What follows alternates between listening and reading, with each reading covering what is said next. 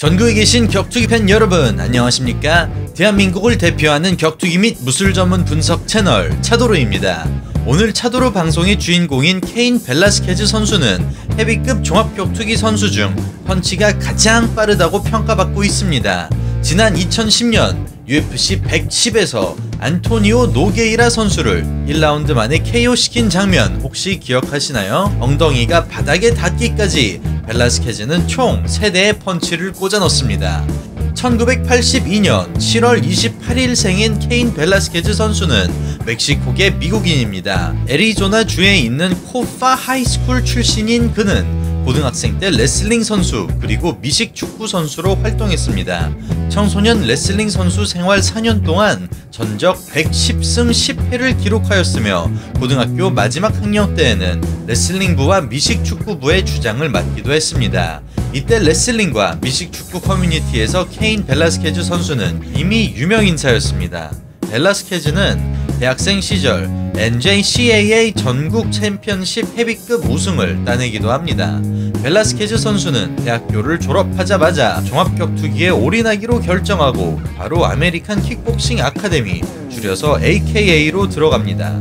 참고로 AKA는 종합격투기 명품 체육관으로 평가받는 곳 중 하나이며 유명 소속 선수를 몇 소개하자면 UFC 라이트급 챔피언 하빕 누르마고메도프, 전 UFC 헤비급 그리고 라이트 헤비급 챔피언 다니엘 코미어, 전 UFC 미들급 챔피언 루크 락홀드 등이 있습니다. 아무리 엘리트급 레슬러라고 해도 보통은 중소단체를 거치고 경험을 쌓고 메이저 무대에 나가기 마련입니다. 하지만 벨라스케즈 선수는 프로 종합격투기 데뷔전을 스트라이크 포스에서 치릅니다. 루머에 따르면 벨라스케즈의 피지컬이나 레슬링 경력이 워낙 유명하여 중소단체 선수들은 벨라스케즈를 피하기 바빴다고 합니다. 이렇게 반강제적으로 종합격투기 데뷔전을 메이저 무대에서 치르게 된 24살 케인은 거리를 좁히고 테이크다운을 노립니다. 경기를 너무나도 쉽게 그라운드로 가져간 벨라스케즈는 압도적인 레슬링 실력으로 파운딩으로 데미지를 가합니다. 너무나도 손쉽게 데뷔전에서 승리를 가져갑니다. 중소단체에서 기피할 만하네요. 프로보다 잘 싸우는 아마추어 벨라스케즈 선수는 2달 만에 보독 파이트에 출전하여 제레마야 콘스턴트 선수와 붙습니다. 경기가 시작하자마자 상대 콘스턴트 선수가 테이크다운을 노리죠. 하지만 오히려 자신이 테이크다운에 성공합니다. 콘스턴트 선수는 순간 반동을 이용하여 뒤로 돌면서 빠져나올 뻔하지만 실패하죠. 끝이 보이질 않는 테이크다운 시도인데요. 여유롭게 방어하는 케인 벨라스케즈 선수의 모습입니다. 10번 치고도 안 넘어가는 나무가 있기는 한가 봅니다. 그렇게 벨라스케즈 선수는 모든 방면으로 상대 선수를 압도하고 1라운드 1분 남은 상황에서 TKO로 경기를 마무리합니다. 그리고 2008년 4월 19일 상대를 찾는데 계속해서 어려움을 겪은 벨라스케즈 선수는 세계 최강들만 모인다는 UFC에서 3번째 프로 경기를 치르게 됩니다. 이런 걸 보고 쾌속 승진이라고 하나요? UFC 데뷔전을 1라운드 TKO로 가져간 벨라스케즈는 그렇게 2년 동안 연승행진을 하고 8승 0패의 파이터가 됩니다.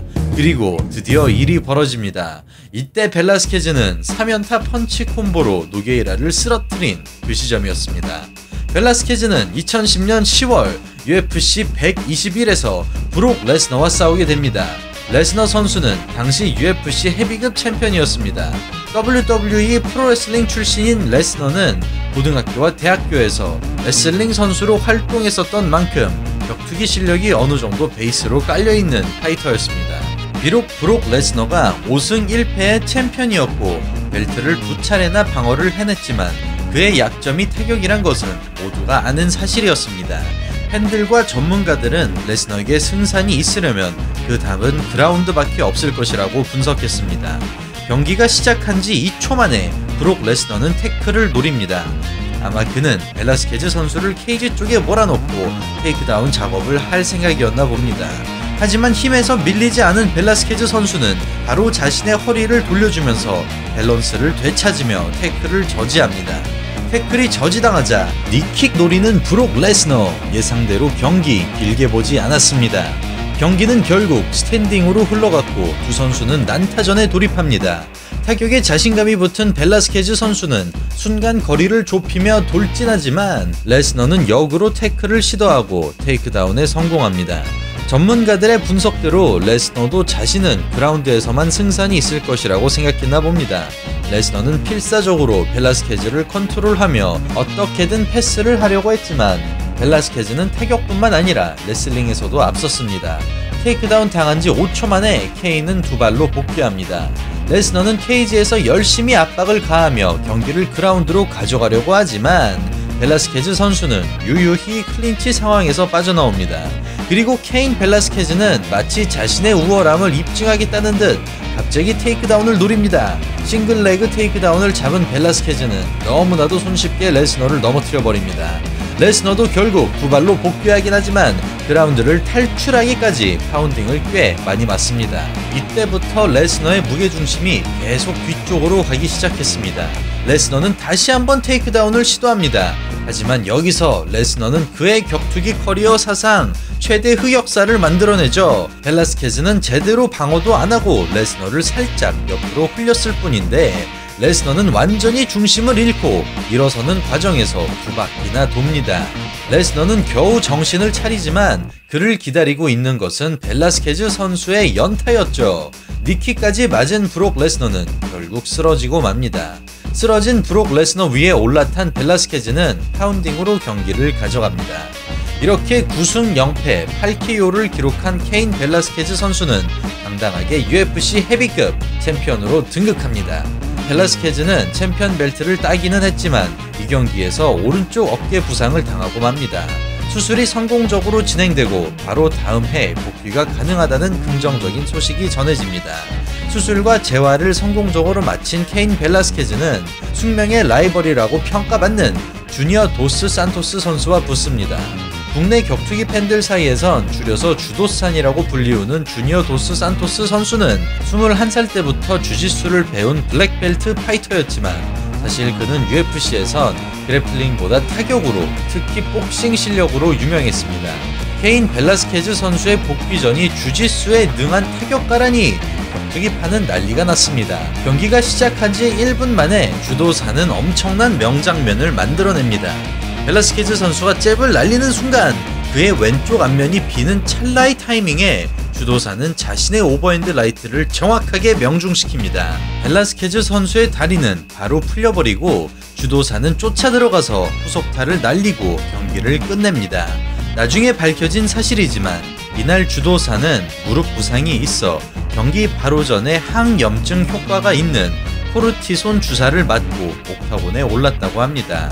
그리고 마찬가지로 벨라스케즈 선수 진영에서도 숨기고 있던 부상을 공개하는데요.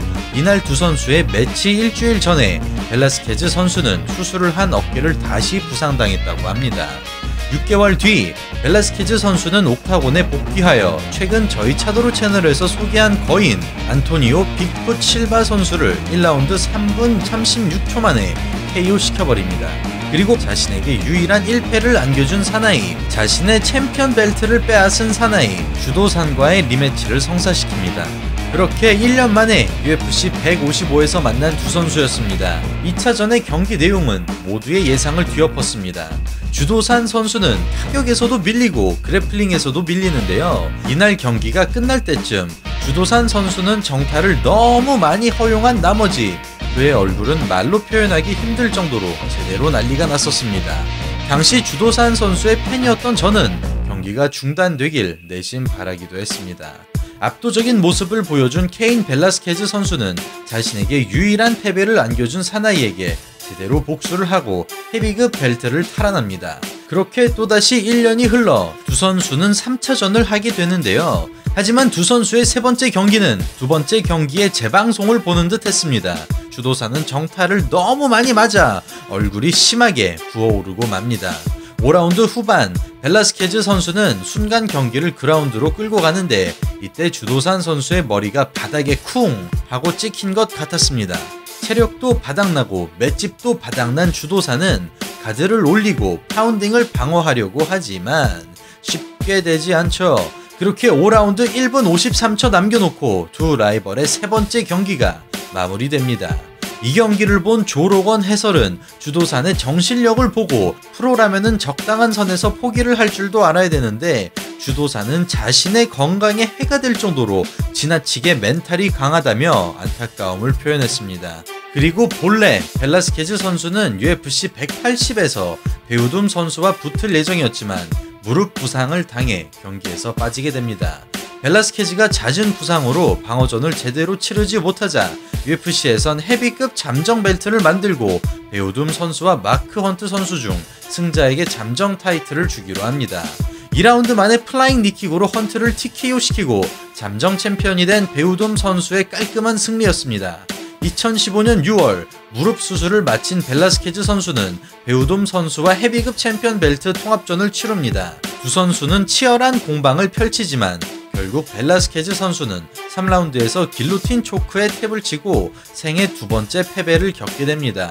두 선수는 다음 해에 열릴 UFC 파이트 나이트 82에서 리매치가 예정되어 있었지만 두 선수 모두 부상당하는 해프닝이 발생하여 경기는 취소되고 맙니다.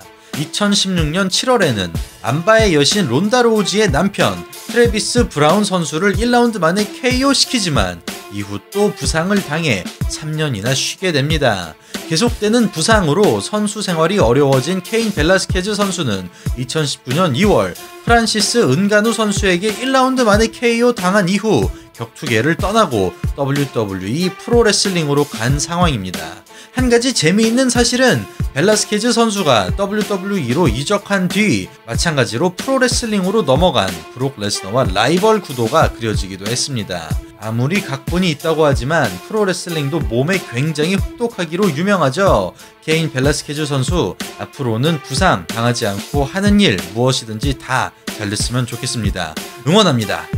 오늘은 학창시절 때부터 어마어마한 운동신경과 운동 능력으로 주목을 받고 세계 챔피언까지 한 스포츠 스타, 격투 스타일이 효도르와 자주 비교되는 전 UFC 헤비급 챔피언 케인 벨라스케즈 선수에 대해 알아보는 시간을 가져봤습니다. 저는 매일 격투기 영상을 올리는 격투기 유튜버 차도르였습니다. 내일 또 인사드리겠습니다. 구독과 좋아요 잊지 마세요. 감사합니다.